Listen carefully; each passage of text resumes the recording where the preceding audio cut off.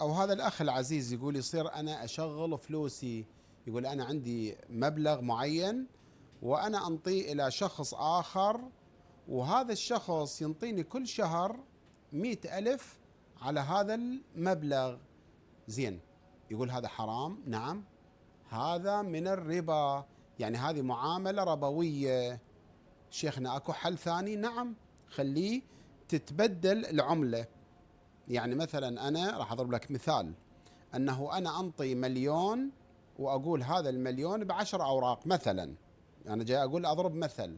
زين، يصير نعم إذا تغير يعني جنس العملة، يعني هذا دولار أنا أنطي ورق يعني عراقي وينطوني دولار، فيصير بيع وشراء.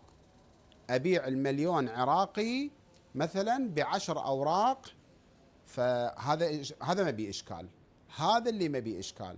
أما اللي ذكرته أنت هذه معاملة ربوية.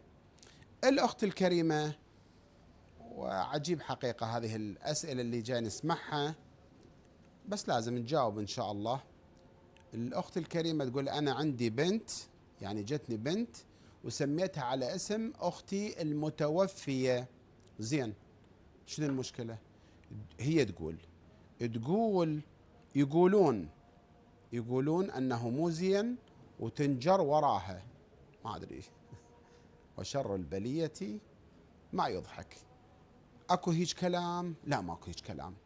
هذا الكلام صحيح؟ لا، مو صحيح، ما إلى أي صحة.